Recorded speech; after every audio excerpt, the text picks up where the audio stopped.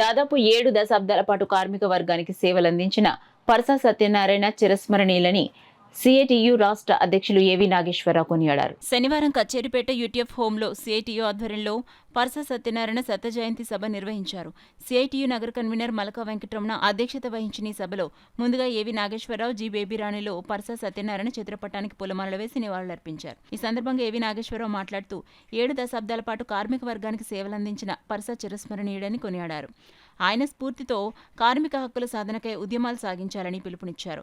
CITU అఖిల భారత ఉపాధ్యక్షులు G Baby Rani మాట్లాడుతూ బొగ్గు గనుల్లో సాధారణ కార్మికుడిగా జీవితాన్ని ప్రారంభించిన పరస ఉమ్మడి ఆంధ్రప్రదేశ్లో కార్మికోద్యమ నిర్మాణంలో కీలక పాత్ర పోషించే స్థాయికి ఎదిగారన్నారు. తన యావత్ జీవితాన్ని కార్మిక శ్రేయస్సు కోసం అంకితం చేసిన ధన్యజీవి పరస అని కొనియాడారు.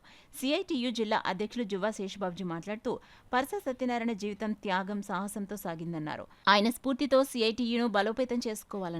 ఈ సభలో సిఐటియు జిల్లా ప్రధాన కార్యదర్శి చెక్కల్ రాజ్ కుమార్, అంగన్వాడీ యూనియన్ జిల్లా ప్రధాన కార్యదర్శి ఈ చంద్రావతి, ఆశా వర్కర్స్ యూనియన్ జిల్లా ప్రధాన కార్యదర్శి చంద్రముళ్ల పద్మ, మధ్యాహ్న భోజన పథకం కార్మికుల యూనియన్ నాయకులు నర్ల ఈశ్వరి, అంగన్వాడీ జిల్లా కోశాధికారి ఎం రమణమ్మ, నగర కార్యదర్శి ఎంకే జ్యోతి, రూరల్ నాయకులు వీరవేణి, ఆశా యూనియన్ నగర కార్యదర్శి భారతి, రూరల్ నాయకులు బేబీ, మెడికల్ రిప్స్ రాష్ట్ర కోశాధికారి దుంపల ప్రసాద్, ఏపీఆర్పీఏ రాష్ట్ర ప్రధాన కార్యదర్శి కె సత్యరాజులతో పాటు సిఐటియు అనుబంధ సంఘాల నాయకులు పాల్గొన్నారు. ఈ సభకు పలువేల వీరబాబు ఆహ్వానం పలకగా మేడిశెట్టి వెంకటరమణ వందన సమర్పణ చేశారు.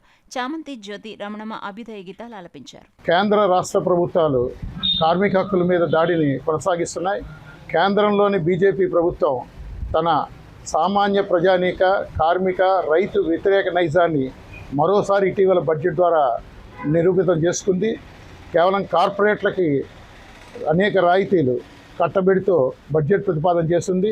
మన ఆహార భద్రతకి సంబంధించి అవసరమైన బడ్జెట్ కేటాయింపులు లేదు, వ్యవసాయ రంగానికి బడ్జెట్ కేటాయింపు లేదు, ఉపాధి కల్పించే ఉపాధి భద్రతకి, ఉపాధి హామీ పథకానికి బడ్జెట్లు లేవు. అలాగే అనేక ప్రభుత్వ పథకాలు, ఐసిడిఎస్, మిడ్ డే మీలు, నేషనల్ హెల్త్ మిషన్ లాంటి పథకాలు కూడా బడ్జెట్ తగ్గించింది. మరొక కార్పొరేట్లకి రాయితీలు పెంచింది. ఇప్పుడు ఈ విధానాలు ఏవైతే ఉన్నాయో కేంద్రంలోని మోడీ ప్రభుత్వ విధానాలు, ఈ విధానాలు ఉపసంహరించుకోవాలని చెప్పి సిఐటియు డిమాండ్ చేస్తోంది. ఆగస్టు 14వ తారీఖున దేశవ్యాప్తంగా కార్మిక జన జాగరణని నిర్వహిస్తూ ఉన్నాం. మోడీ ప్రభుత్వం గనక వాళ్ళ కార్మిక ప్రజా వ్యతిరేక విధానాలు విడనాడుకుంటే భవిష్యత్తులో మరింత పెద్ద ఎత్తున ఉద్యమిస్తామని చెప్పి తెలుపుతూ ఉన్నాం.